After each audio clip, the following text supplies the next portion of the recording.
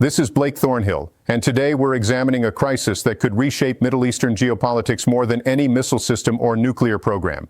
Iran, a nation of 89 million people, is running out of water.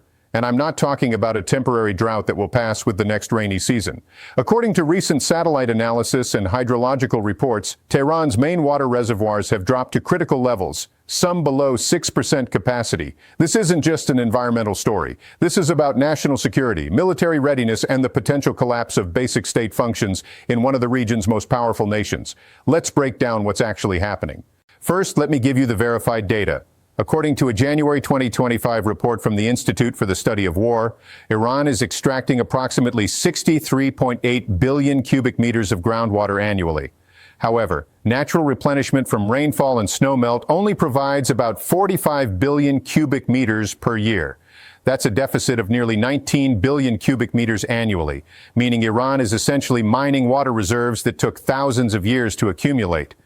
Time magazine reported in late 2024 that Iran's national dam capacity averaged around 35% as of their last assessment. But the situation in Tehran is far more severe. 4 of the 5 major dams supplying the capital, including the Latian and Karaj reservoirs, are operating between 6% and 10% capacity.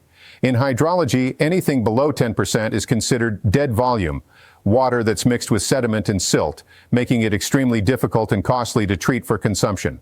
The BBC Persian service confirmed through satellite imagery analysis in December 2024 that major reservoirs show dramatic reductions. Images comparing September 2024 to January 2025 reveal vast areas of exposed reservoir beds where water once stood. NASA's Landsat satellite data corroborates these findings, showing significant reductions in surface water across multiple Iranian provinces. According to Reuters reporting from November 2024, the Iranian government has implemented emergency measures in Tehran, including reducing water pressure in residential areas, closing schools intermittently to reduce consumption, and limiting hours for government office operations. President Masoud Pezeshkian publicly acknowledged the severity of the situation in a December 2024 address, calling it one of the most serious challenges facing the nation, though he stopped short of declaring a formal state of emergency. Now, what caused this crisis? The answer is complex, involving both climate factors and decades of mismanagement. Let's start with the environmental reality. According to the World Meteorological Organization's 2024 assessment, Iran has experienced below-average precipitation for 6 consecutive years. Climate models published in Nature Climate Change in 2024 project that the Middle East, including Iran, will face increased temperatures and reduced rainfall through 2050 under current emission scenarios. But climate change alone doesn't explain the severity of Iran's situation. The Guardian reported in October 2024 on Iran's aggressive dam construction program. Over 600 dams have been built across the country since the 1990s, many constructed by Khatam al-Anbiya, the engineering conglomerate controlled by the Islamic Revolutionary Guard Corps, or IRGC. The most documented case of problematic dam construction is the Gotvan Dam on the Karun River. According to a 2023 study published in Environmental Earth Sciences, this dam was built despite geological warnings about the Gachsaran Formation, a massive salt deposit beneath the construction site. When the reservoir filled, water dissolved the underlying salt, dramatically increasing salinity levels. The study found that salinity in the reservoir exceeded 5,000 parts per million in some areas, compared to seawater's approximately 35,000 ppm, making the water unsuitable for irrigation without extensive treatment. Al Jazeera's investigative reporting from March 2024 detailed how this affected agriculture in Khuzestan province. Farmers downstream reported widespread date palm die-offs and soil salinization affecting hundreds of thousands of acres of previously fertile land. The network interviewed agricultural engineers who stated that many IRGC-affiliated dam projects proceeded without proper environmental impact assessments or ignored expert warnings about geological conditions. According to Iran International, a UK-based Persian-language news outlet, in September 2024, the water crisis has also been exacerbated by agricultural policies. Iran's wheat self-sufficiency program, launched in the 2000s, encouraged water-intensive farming in arid regions. The World Bank's 2024 Iran Economic Monitor noted that agriculture consumes approximately 90% of Iran's available fresh water, a rate significantly higher than the global average of about 70%. Now let's examine the military implications, because this is where the crisis intersects with regional security. According to the International Institute for Strategic Studies 2024 Military Balance Report, Iran maintains approximately 580,000 active military personnel, including the regular Artesh forces and the IRGC. This doesn't include paramilitary Basij forces, which could add hundreds of thousands more in a mobilization scenario.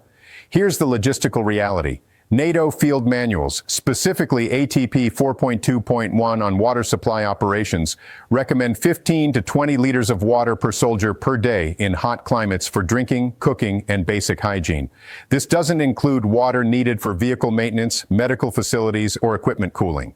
In sustained combat operations with full gear in Middle Eastern summer temperatures, which can exceed 45 degrees Celsius, that requirement can increase to 25 liters per soldier per day. For Iran's military, even using the conservative estimate of 15 liters per day per soldier, that means approximately 8.7 million liters of water daily for active personnel alone. In peacetime, this can be sourced from municipal systems and well networks at military bases. But what happens in a conflict scenario? According to analysis from the Center for Strategic and International Studies published in November 2024, Iran's military doctrine relies on defensive depth and attrition warfare, using challenging terrain and extended supply lines to wear down adversaries.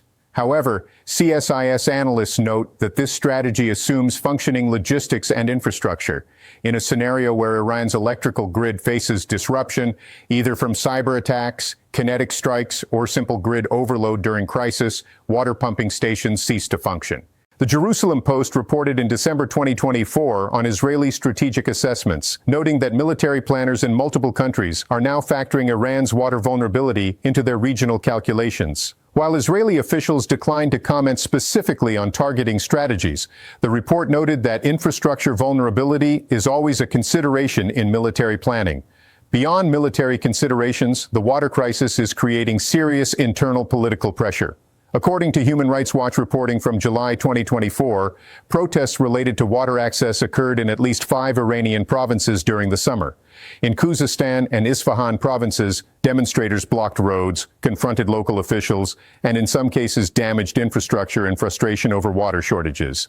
The New York Times reported in August 2024 that security forces responded with arrests and, according to rights groups, live ammunition in some instances. The report noted at least 3 protest-related deaths, though the Iranian government disputed these claims, stating that security forces acted with restraint. What makes this particularly significant is the location of these protests. Khuzestan province is Iran's primary oil-producing region. According to the U.S. Energy Information Administration's 2024 assessment, Khuzestan accounts for approximately 80% of Iran's oil production. Instability in this region directly threatens the regime's primary revenue source, already under pressure from international sanctions. France 24 reported in October 2024 that the Iranian government has been attempting various responses. These include cloud seeding operations, which according to Iran's meteorological organization have had limited success, and plans to desalinate water from the Persian Gulf. However, as Bloomberg reported in November 2024, desalination requires massive energy inputs. Iran's power grid is already strained, with rolling blackouts reported in multiple cities during peak demand periods. The Washington Post's Tehran correspondent reported in December 2024 on growing public frustration. The reporter noted that water issues are becoming a unifying complaint across Iran's typically divided population. Unlike political protests that might divide along reformist versus conservative lines, water scarcity affects everyone regardless of political affiliation, creating what analysts describe as a legitimacy crisis for the government. According to Radio Farda, reporting from January 2025, social media monitoring shows increasing criticism of government water management, even from typically pro-regime voices. The criticism focuses particularly on the IRGC's role in dam construction and water resource management, with some commentators questioning whether military-affiliated companies should control civilian infrastructure projects. Iran's water crisis doesn't exist in isolation. It's part of a broader Middle Eastern water security challenge. According to the United Nations Environment Programme's 2024 report on water scarcity, the Middle East and North Africa region is home to 6% of the world's population, but has access to only 1% of the world's renewable freshwater resources. Iraq, Iran's neighbor, faces similar challenges. The Associated Press reported in September 2024 that water flow in the Tigris and Euphrates rivers has decreased by approximately 30% over the past 2 decades due to reduced rainfall, upstream dam construction in Turkey, and increased consumption. This has created tensions between Iraq, Turkey, and Syria over water rights. The World Economic Forum's 2024 Global Risks Report identified water scarcity as one of the top 5 risks facing the Middle East over the next decade. The report noted that unlike traditional security threats, water scarcity cannot be addressed through military means and requires regional cooperation, which has been historically difficult to achieve in the Middle East. According to a February 2024 study published in the Proceedings of the National Academy of Sciences, climate change is projected to reduce water availability across the Middle East by an additional 20 to 30% by 2050 under current emission trajectories. The study noted that Iran is particularly vulnerable due to its reliance on groundwater and limited access to desalination technology compared to wealthier Gulf states. The International Crisis Group published an analysis in November 2024 suggesting that water scarcity could become a driver of regional migration and conflict. The report noted that if Iran cannot stabilize its water situation, it could face internal displacement of populations from severely affected areas, creating additional humanitarian and political challenges. Now let me break down what this really means and why it matters beyond Iran's borders. First, we're watching a test case for how a modern state handles existential environmental pressure. Iran has sophisticated military capabilities, an educated population of nearly 90 million, and significant natural resources. Yet none of that can compensate for the basic biological need for water. Here's the bigger picture. For decades, we've discussed Middle Eastern conflicts through the lens of oil, nuclear programs, and proxy wars. But water scarcity is emerging as potentially the most destabilizing factor in the region. Unlike oil or military hardware, you can't import your way out of a fundamental water deficit, especially at the scale Iran is facing. The military implications are significant but secondary to the political ones. An army can potentially adapt to water scarcity through logistics and planning, but a government cannot maintain legitimacy when it cannot provide basic services to its population. We've seen throughout history that regimes can survive military defeats, economic sanctions, and even unpopular wars, but they rarely survive the inability to meet their population's fundamental survival needs. What concerns me most is the lack of viable solutions on the table. Desalination requires energy and capital investment that Iran struggles to access under sanctions. Regional water-sharing agreements would require diplomatic breakthroughs that seem unlikely given current tensions. Agricultural reform would threaten powerful interests and require years to implement. Climate change mitigation is a global challenge beyond any single nation's control. This creates a scenario where Iran's government faces a crisis that is both undeniable, it's visible in every Tehran household's tap, and largely unsolvable with available tools. That's a dangerous combination that could drive unpredictable policy decisions both domestically and internationally. So, to recap, Iran faces a structural water crisis with dam levels in Tehran below 10%, a deficit of nearly 19 billion cubic meters annually between extraction and replenishment, and no immediate solutions available. This creates military vulnerabilities, drives social unrest, and threatens regime legitimacy in ways that sanctions and external pressure have not achieved. The crisis is part of a broader regional water security challenge that will likely shape Middle Eastern geopolitics for decades. What's your take on this crisis?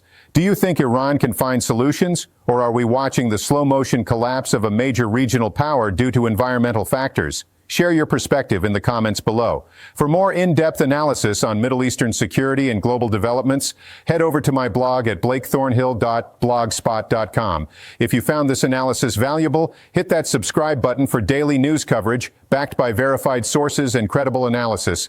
This is Blake Thornhill bringing you the truth. Stay informed.